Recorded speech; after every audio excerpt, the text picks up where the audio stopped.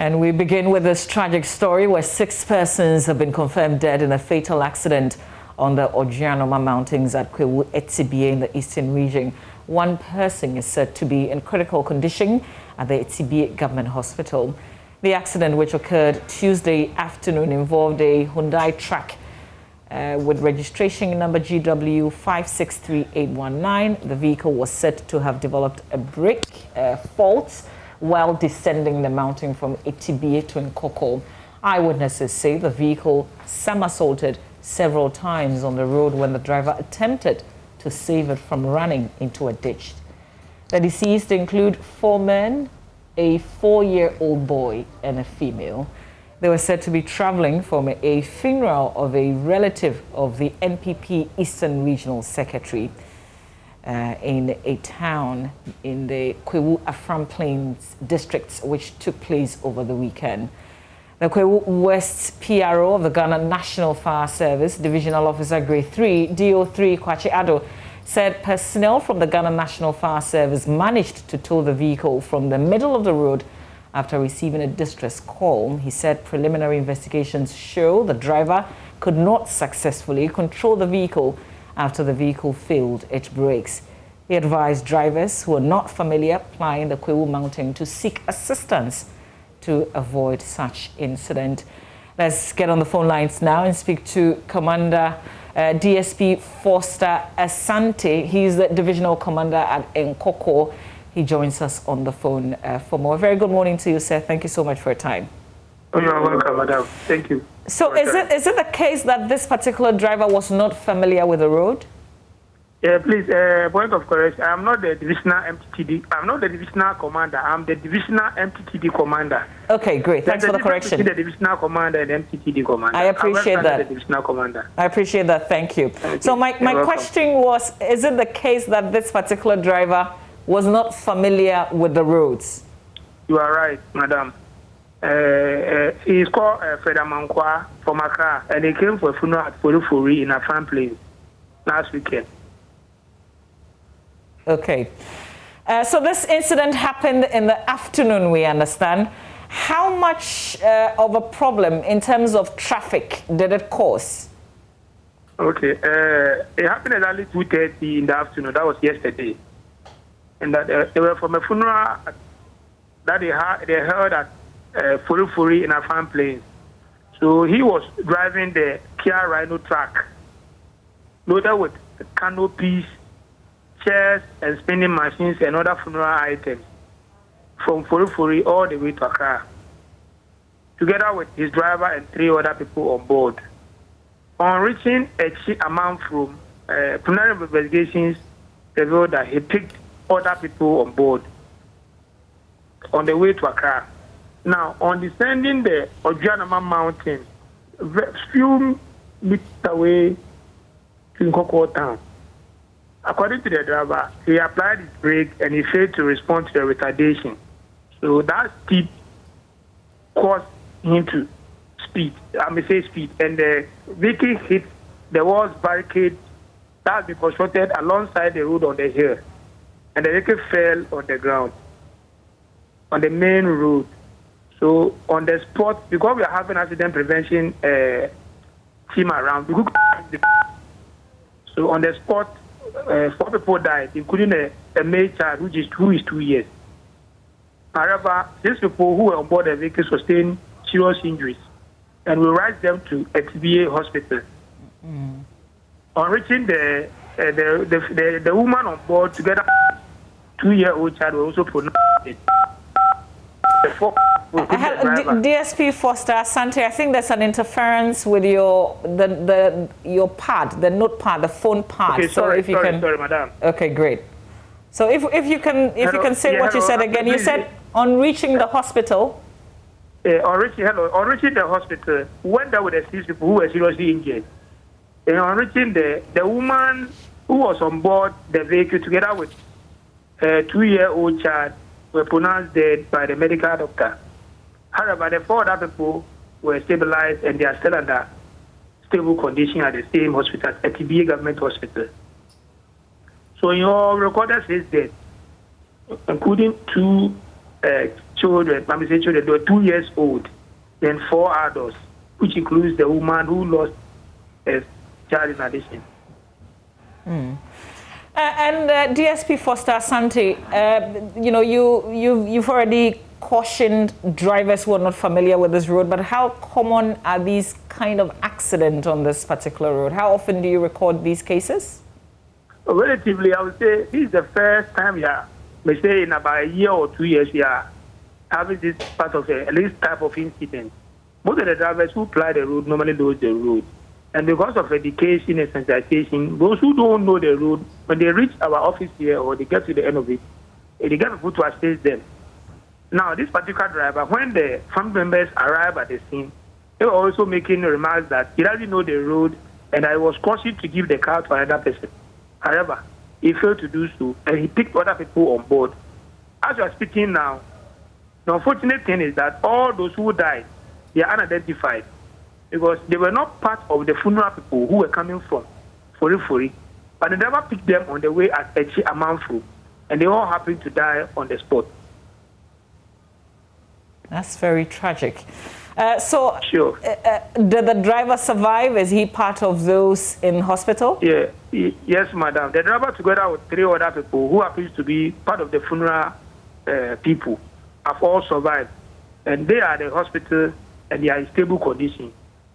The unfortunate thing is that all the passengers they picked on the road have further died because they were with the items at the back of the container.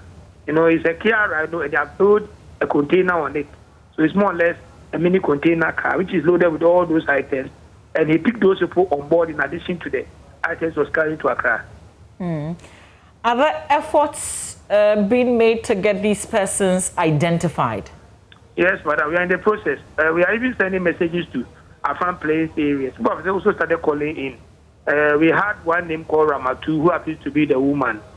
The fortunate thing is that there was one boy who was able to trace his ID card, health insurance card, through the rabbit called Owusu Blebo. He is 2 years among the dead. And our plans are far advanced. We have even sent somebody to go over bank, if you can track some of the people over there to see if you can trace family members who come in to identify. Others are also calling to check whether it is their family members or whatever. So we are on it. We are on with the investigations and we will ensure that families come in to identify the dead body for post-mortem. Okay. You know, just before I let you go, can we go over the process? You say if somebody is new to the area and they have to climb the mountains, they can get assistance from the police MTTD. How? Yes. I am saying that, you know, we have experienced drivers. So if you are applying the road here and you feel that you are not safe, you don't know how to climb the mountain, when you come to us, our main concern is the safety of the public. So if we have experienced drivers here as our drivers, and we only want an assistance, remember we are here to safeguard life and property. So if you need an assistance, just to drive your car to the hilltop or to descend down, we are prepared to assist you in doing that. Now for you to go and lose life that we are all thinking about, we are all crying now. Please, I hope you understand what I'm saying. So police, our main duty is protection of life and property. And that is our core mandate as a road safety work that we are doing on the road. So if you pass by, we are also on the same road, and you pass by that you want an assistant to drive, why not? We are here to assist. And that is paramount than going to the accident to go and pick injured passengers or dead body. Well, it's refreshing to hear the kind of assistance that you're ready to give to new drivers, but I appreciate your time. That's DSP Foster Asante, his divisional MTTD commander in Koko, just giving us an update on this accident that occurred yesterday. He explained 6 persons died, including 2 children, with one just 2 years. Mostly they are unidentified.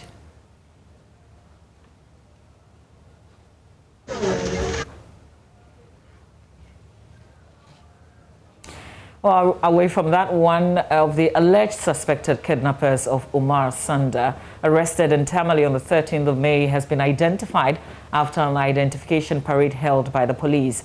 According to the Northern Regional Crime Officer Superintendent Bernard Baba Ananga, the victim, whilst in custody of his abductors saw the face of one of the kidnappers, making it easy for him to identify him on the parade. He said he also gave a nickname, Horror. And in the course of their investigations, the suspect was called by the name and he responded. Let's get a little background to the story. I'm joined via Zoom by my colleague, Martina Bugri. For more, Martina, what's the background to this kidnapping and subsequent arrest of the suspect?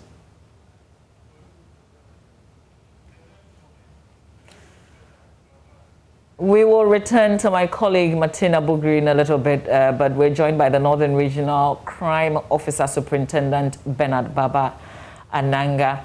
Good morning to you, sir. If you can hear me, tell us more about this suspect who has been identified. Hello, Mr. Ananga. If you can kindly unmute so we can hear your submission, sir. Good morning. Good morning, sir. We can hear you loud and clear now. I was asking you to tell us more about this suspect that you have identified. Yes, one suspect was identified among three. And what happened was the three were arrested about 2-3 weeks ago on suspicion of carrying out some kidnappings of people within the northern areas. We arrested them and kept them in custody for victims to come and identify them. Right now, one victim identified one of the suspects, and currently we are waiting for others to proceed and assist in investigation. So is this suspect an accused person now? Is he being charged specifically for a kidnapping situation? Yes, after the identification, it just happened this week, and he'll be charged specifically for kidnapping. And as we gather more evidence to connect the others, we're still investigating. And I believe more evidence we gathered as more suspects, the rest of the two will be identified. It is our hope that victims will proceed here immediately as we continue to link up with other security setup to assist us in our investigations. And I would like for you to stay with me, sir. I want to engage my colleague, Martina Bugri, to give me a bit of background to the story. Martina, if you can hear me, good morning to you. I want you to help us appreciate this matter. So what's the background? Hello, Martina? Okay, I'm afraid Martina cannot hear me. Martina, can you hear me now? Okay, I'm afraid we lost Martina, but we still have Superintendent Ananga. Superintendent, I understand that this is quite common in terms of the kidnapping. So explain to us why this issue is quite familiar up north. It was some time ago, it appeared to be so alien to our communities here, but it has become an issue of business that people are taking it to do. To get ransom from cattle dealers, as well as victims who have large crowds within the northern areas, especially the savannah. We think of Salega, Bimbilla, Makango areas, and the savannah enclaves of the northern areas. It's like a business that people do. Some of the Fulanis are engaging. They kidnap people, those that they think they can get huge, or if we make large sums of money from them, as they engage them in some sort of negotiations for ransoms. It started occurring, I think, for the past few years that I can say. It has not been so detected early on, but now we have found out so much coming very common with us now. I'm afraid this connection is also getting bad. So whilst we work on that, I want to engage my colleague Martina Bugri. Martina, hopefully you can hear me this time around. So I can hear you. Yes, great. So Superintendent Ananga has just given us a bit of background in terms of how common this is. But in recent times, what has been happening? In recent times, there have been some kidnappings in Bimbilla and the Salga area involving very rich owners of cattle and those who are in. I And so the police has been on the hunt for this syndicate. They believe that it's a syndicate and not just one person doing it. And so they've been on the hunt for them for a long time now. And then on the 13th of May, through surveillance and their own investigations, they picked signals. 3 of them had arrived in Tamale to plan for an attack in Talaga, Makango area. They were picked up in 3 different hotels in the metropolis. And so an identification parade was held on the 24th, and then one of them was fished out as one who had was part of a group that kidnapped somebody in the Talaga area. So are people willing to come forward to identify these persons? It's through those parades that one person came out to identify these persons. And so people who have been kidnapped, people who have been brutalized in these processes are being urged to visit the police and then give out information. And so far, according to the police, they have had some responses. But we also understand that, you know, people are made to pay ransoms. So what kind of figures are we talking about? For this man, this victim, they were asked to pay 100,000 Ghana cedis, and the family was able to mobilize 80,000, and then they agreed to the 80,000, and he was free. And so they are asking for not just paltry sums of money, but huge sums of money in these kidnappings. But did they actually give this 80,000 out? Yes, they were asked to give the 80,000. They showed him a location where the family can put the money, and then the family deposited the money, and then the victim was freed. Okay, so the money was gone. It's not like they arrested the suspect with the money. No, they were not arrested with the money.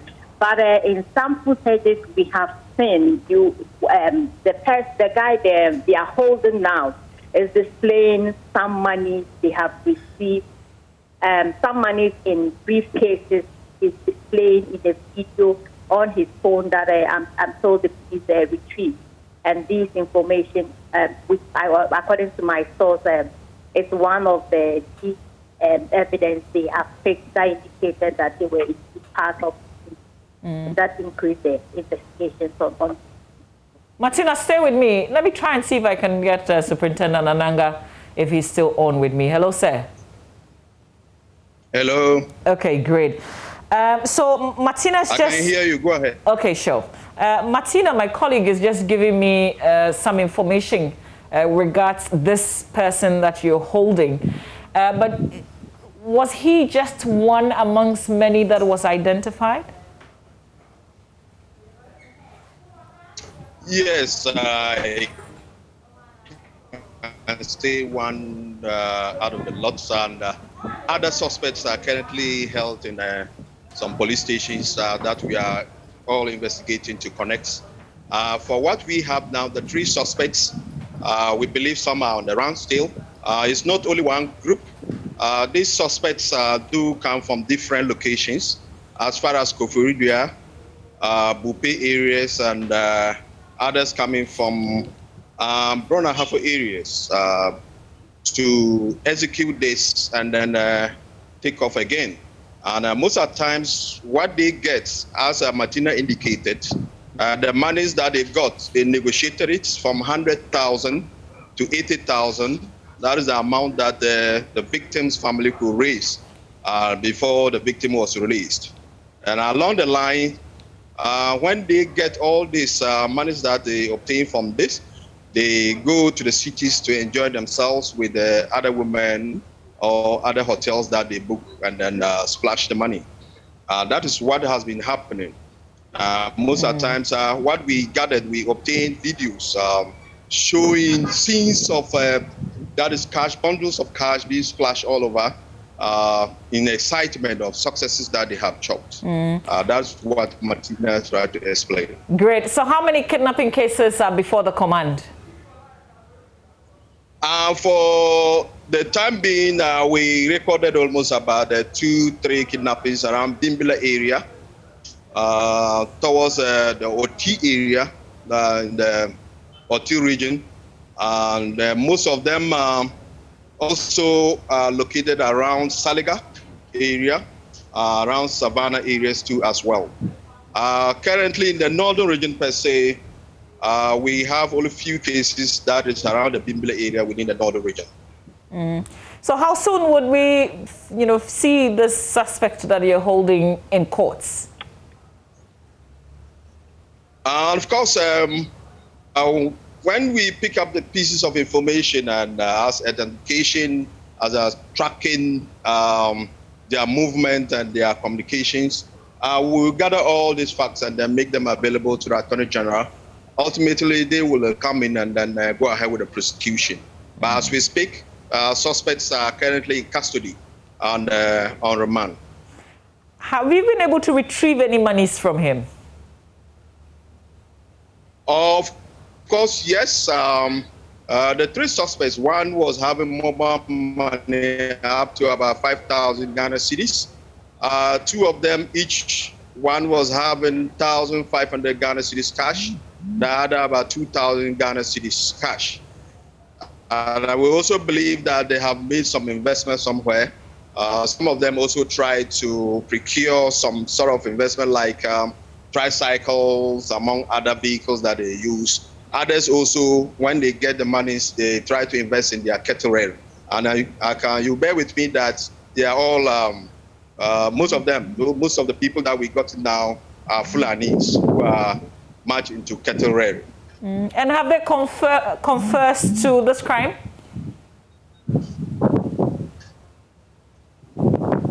Hello, sir.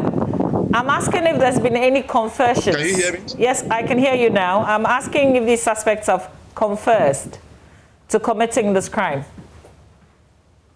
Not really. Not really. But our evidence and our evidence gathering, our witnesses have actually demonstrated that to us. Okay, well... but the evidence that they have given us and the identification so far are made. Okay, great. We'll leave it here, sir. Thank you very much. Martina, if you can hear me. So what are people talking about in Tamale with regards to this matter of the kidnapping? Is this encouraging to them so that they are ready to go forward and report to the police? The police is urging people, and so far I would say that the response has been great because we have had people who have gone to the police. And people are believing that the police would do something, and then these issues of kidnapping has started in the district, and they believe that if nothing is done, it will enter the big city, and when it gets into the big city, that will be disaster for the region. And so they are hoping that the police will nip this in the bud. Martina, thank you very much. Martina Bugri is our correspondent in the northern region. We still stay with matters of security and the police. This time, the Central Regional Police Command is asking residents to assist the Ghana Police Service with credible information that will lead to the arrest of criminals that live among them. The region has been in the news following the murder of the head teacher of the Asepetu Anglican Basic School in Cape Coast. Regional Police Commander DCOP Habiba Chumesi Sapong says volunteering information about suspicious characters and criminals in society will enable the police to discharge its duties efficiently and effectively.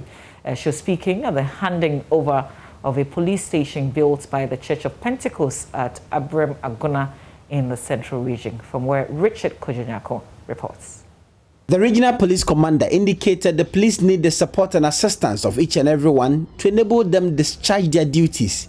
DCOP Habiba Chumesi Sapon, while praising the Church of Pentecost for the show of support, urged residents to play their part in fighting crimes in the region. We will ensure that the building is maintained at all times.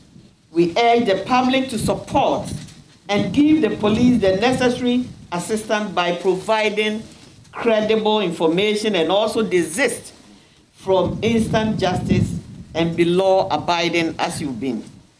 The police administration further appeals to other churches and organizations and individuals to emulate such a support for the police to deliver efficiently. Without security, nothing can be achieved in any community. Therefore, on behalf of the Inspector General of Police, Mr. James Opon Bweni, urge the entire community to support the police to discharge their duties effectively and efficiently. The Church of Pentecost indicated it remains committed to the provision of social services in the Ghanaian communities, and helping the security services is one that's in the agenda. Apostle Yao Entry spoke on behalf of the chairman of the Church of Pentecost. The Church of Pentecost and its Vision 2023, as one of its core objectives, decided to partner government to provide social services wherever it is needed. And one of the projects that we centered on is what we call the police station and post projects, whereby in communities that there are no stations or police posts, we would partner government to provide it for the security of the people. Because we believe that if we are preaching in a community that there is no security, we can't. So we will spend some amount of money to bring development even in that area. So it is one of the many, but we chose Abrimaguna because the pastor here identified the need for it. And so the area leadership decided to support him to be able to provide that need to the community. The chiefs of Abrimaguna released the land for the project, while the head of the local government service, who hails from the community, is said to have played a pivotal role in the building of the police station.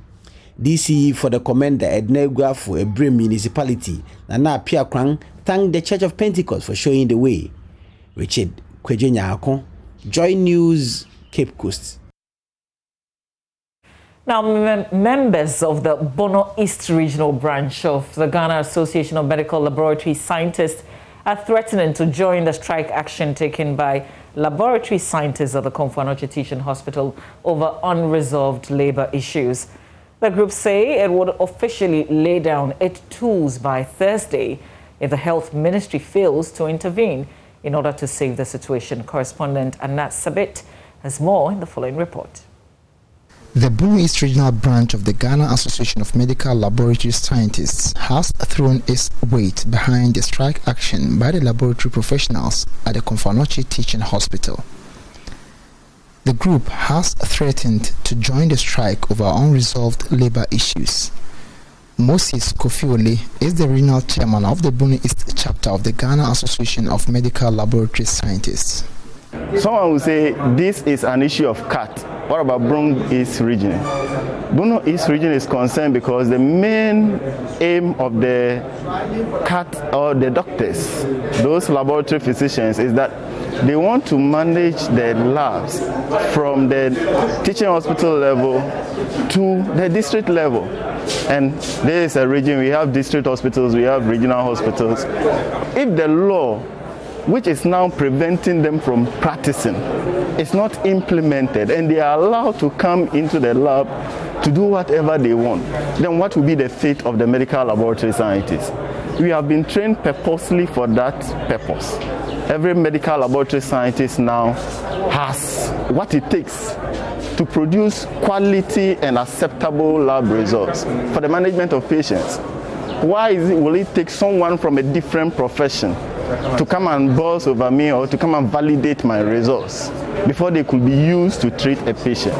This is the issue of concern to us, and we think the law must be implemented to prevent all these issues. According to him, the regional chapter is poised and will lay down its tools if the situation is not resolved by Thursday. We are ever ready and our people are poised. We are not interested in threatening anyone. In fact, we care much about the patients. Taking such decisions to go on strike are difficult for us, but the right thing must be done. And we are saying that if the issue is not resolved by tomorrow, when the CAT deadline will end, we are going to join them. So this is an indication. We have started with the red bands today tomorrow we are going to see the outcome. If the law is not enforced, we are going to join them and we'll embark on the strike from tomorrow. The group therefore appealed to the health ministry to intervene in order to save the situation. We are appealing. At this point, we should not be appealing. But because of the concern we have for our patients, we are appealing to the ministry and the presidency to come in and halt this process. In fact, it is going to cause a lot of damage to the industrial peace we are enjoying in the hospitals. Our checks at the Techiman Abrefi Women and Children's Hospital revealed that members of the group are in red bands, displaying their readiness to join their colleagues at the Konfanochi Teaching Hospital if the impasse is not resolved by Thursday. Reporting for Joy News, Anas Sabit. Oh, you're watching News Desk here on Joy News. Let's take you live to the Labadi Beach Hotel now, where there is a mini mental health care conference underway to appreciate the significance of support mental health care to the vulnerable in society, particularly in these COVID-19 times. Believing that it's men. When the screen goes off, it means that 1 minute is up. And then we'll get a brief interpretation, brief feedback from Emmanuel. And then we'll go to the other 3 questions before our presentation on key mental health issues. So far, 2/3 believe that women are more prone to mental illness. I believe the poll will be ending pretty soon. The 1 minute is almost up. And then I'll just hand the microphone back to Emmanuel, who will give us a quick feedback on what we think versus what the facts are. I hope you're also responding on Facebook, those of you who are joining us on Facebook. I think our minute is up. This is a very long minute. Yeah. Okay, so roughly 2/3 believe that women are more prone to mental illness. Okay, what do the facts say? We are all prone to mental illness, whether males or females. What happens is that with the right stressor, with the right environment for these things, or the causes that we look at, the precipitating, the perpetuating factors, all these factors, when they are around, anybody could be eligible. Now let me go back to the old school to make it very simple. We have predisposing, precipitating factors, and then we have what we call the host factors. So anybody can and is liable to get mental illness, whether you're male or female. But there are certain conditions that women may be prone to more than men. For example, when you look at conditions that are related to abuse of substances or illicit drugs, you find that the ratio of men will be a bit higher than that of women. When it comes to conditions that are emotionally related, you find that those of women may be higher than that in men, but averagely it's equal. It's equal, averagely it's equal. Okay, so to the next of our questions on slido.com, remember you have a minute to answer this question. Mental illness is caused by demons, witches, and curses. And your 1 minute starts now. 100% believe that. Maybe it's only one person who voted. Okay, 50 people have voted and they think it's, wow, demons, witches, and curses. Alright? So 0% believe it's true, 100% believe it's false, and 0% don't know the causes. Okay. It'll be interesting to see what's happening on Facebook also. Yeah, but so far 91% believe it's false, 4% believe it's true. Yeah, another 4% say they don't know the causes of mental illness. So DWC, demons, witches, and curses. DWC, demons, witches, and curses. In mental health, we do not downplay the faith of the people. So therefore, we believe in holistic care. You can't separate. For example, when you look at those of us in Africa, we relate more with our religion, with our faith. So in dealing with the healing process, we don't separate these things. But we stand at a position where we believe strongly. Once there is a brain in your head, once it malfunctions, your body will malfunction. The way you talk will malfunction. Everything about you will malfunction. Yes. Once again, I am saying this. We have the position and we believe that the care that we give, we believe that there is a fortune in the brain. It may not only be the brain, but even in the environment, how we live, our social development, our growth. Everything plays a role in the causation factors when it comes to mental illness, yes. So it is not attributed demonology. Yes, we believe these things exist. They are there. Yes, per faith, they are there. So then when we bring, for example, let me give you a critical example. They brought a patient to a hospital, and then he believes that he needs to pour libation before he enters the hospital. Yes, we'll allow you to pour your libation, but when you get in there, we'll give you your injection. Thank you. Thank you. I like the libation plus injection. So, is mental health illness caused by demons? No. Okay. Yes. Thank you very much. Question 4. In our poll, we have a minute to provide our responses. Who are most likely to get mental illness? So is it poor and educated people, anyone regardless of intelligence, social class or income level, and people who are not prayerful? Okay. Most likely to get mental illness.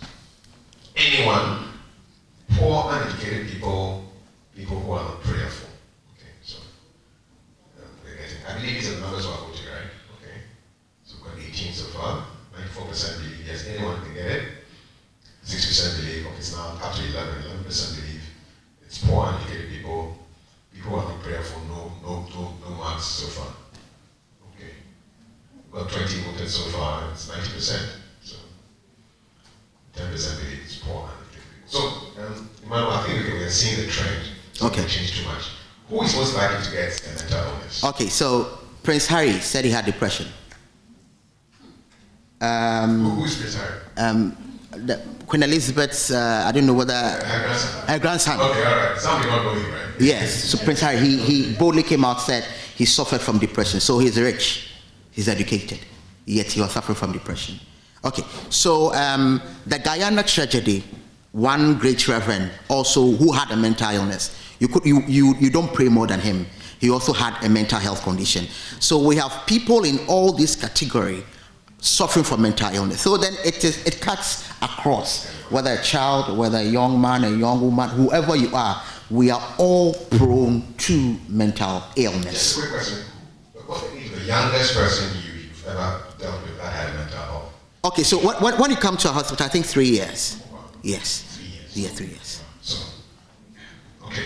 Last question for the poll. Last question. Where can I go to if I have a mental health issue? That's the question. The options are going to come up pretty soon. Where can I go to if I have a mental health issue? We're waiting for that, for the options. Or you want us to, maybe this is, provide your own answer. Okay, that's going to be like a lot of different answers. Okay. Where can you go? Maybe this is for you to answer. Okay, so the Mental Health Authority of Ghana is doing a good job, a very great job, even though there's scarcity of resources. So they have implemented what we call all the district hospitals have a psychiatric unit attached to them. Hitherto, when you go to almost all the hospitals, they have a psychiatric unit or a wing that you can easily go. So it's not necessarily you come into a crash psychiatric hospital, or you going to Pantan, or you going to Ankafor. Yes, all the major hospitals have psychiatric units attached that immediately when you have a problem, you can quickly go access help, and then per the gravity of the situation, they may refer you to a bigger facility. Yes, basically. So every district hospital, municipal hospital, district hospital, go there and then ask if you want a psychiatric unit, you get a psychiatrist there to talk to. And I believe that most of our doctors and our nurses, wherever they find themselves, are also trained in psychiatry. So at least your first aid is assured even before we transfer you. So live from the Labadi Beach Hotel, where there's an ongoing conference on mental health, exploring the support available, particularly for vulnerable groups. And you heard a mental health care professional explaining some of the common myths associated with mental health. This is still Joy News Desk. We've got Business with Darryl Call coming up right after this. Stay with us.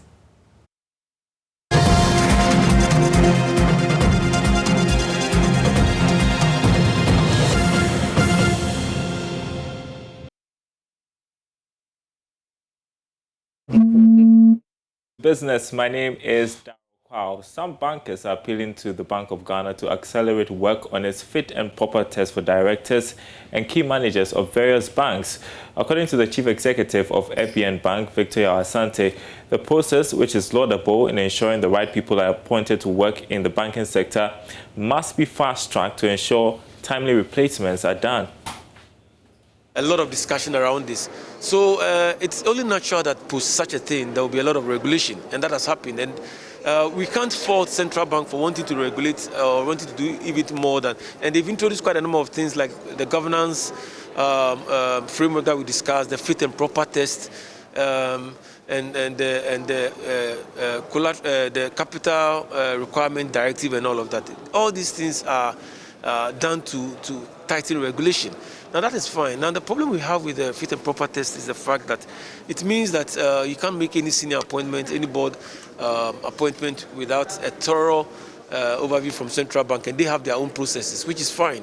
Some of the processes include integrity tests and even searching on everything, including what you've done, even police, criminal records, everything, which is fine. The issue that has come to the fore is the amount of time it takes for that to happen. So, for example, if my treasurer resigns today, I have 1 month notice. And indeed, for a treasurer to resign, you probably don't keep him for a month. You have to take him out in a week or two because you can't let somebody who's going to competition stay in your treasury room. So there's an imperative for me to quickly replace such a person. So when I identify somebody probably in a month, I expect that Central Bank will also move in a month or two to get closeness. But sometimes you are taking 3, maybe 4, maybe 5, maybe 6. And there's a reverse risk there because if you don't have a competent person manning your treasury, what you have is that you probably have genius manning it. And the very risk that you want to prevent from making sure you are getting the right person may manifest itself in the fact that you may not have the most qualified people running it, which is also a risk to you. So all we are saying is that in some instances, we need the regulator to move faster. We are very happy with the regime, and I think we are working together lately, and a lot of things are working well. Hopefully, that will result in a lot of consumer confidence in the banking system, which we are having to work on after the reforms. Now, the Chamber of Petroleum Consumers and the Ghana Standards Authority will soon roll out an added value logo at various petroleum stations, which will differentiate the oil marketing companies selling actual liters of fuel from those undercutting consumers. There's more in this report. Executive Secretary of the Chamber of Petroleum Consumers, Duncan Amoah, says the introduction of the logo will weed out recalcitrant pump stations selling fuel below the Ghana Standard Authority specified standards. Mr. Amoah disclosed when the Ghana Oil Company donated some equipment to the Ghana Standard Authority. We've worked extra harder in designing something we call the Trusted Trader. And it is our belief that very soon the consumer body together with the Ghana Standards Authority will be rolling out an added value logo that says that these outlets have been double verified. What they are delivering to you is nothing but exactly what they promise. Chief Executive of GOIL, Kwame Osei-Prempeh, says his company will absorb the cost despite the adjustments made in the second pricing window adjustments. He emphasized GOIL's commitment to serving the public in sincerity. The second window is gone. We ought to have, I believe, we heard COPEC and others saying that we are going to go up by about 8%. We decided to absorb it. We decided not to go up. GOIL, one of our major things is we stabilize prices. All the others look at us.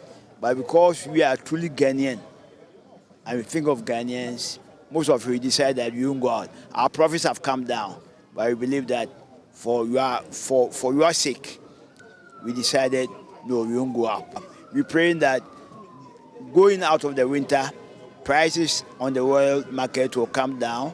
The city has stabilized for the past 5 months, so that if prices go down on the world market, we assure Ghanaians that prices will come down accordingly.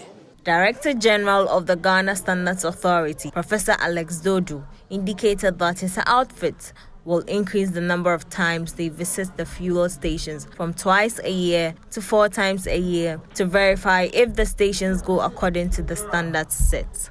I mean, the VC gauges are quite expensive. I must say The donation we have today is close to £70,000. So if you multiply by 8, you are looking at over 500,000 cedis. I know that in 1993, GSA bought about 4 more. These are equipment you need to assure yourself that you are checking the volumes delivered by oil marketing companies and that they are accurate. As we speak, as of today, we have only 4 teams doing the work nationwide, purely because of the lack of equipment. Now, with the more than doubling of our capacity by this donation from GOEL, we can create 8 teams, which means that we'll work faster, we'll check better. Thankfully, starting this year, we have doubled the number of times we verify the volumes. We used to do it every 6 months. Now we are doing it every 3 months. Our hope is that once Parliament also gives us the stronger penalties, we can apply them to ensure that consumers will feel comfortable that they are getting value for money and that when they go to the pump, what they pay is what they get. And that's your business update. Sports is coming up next. Don't go anywhere.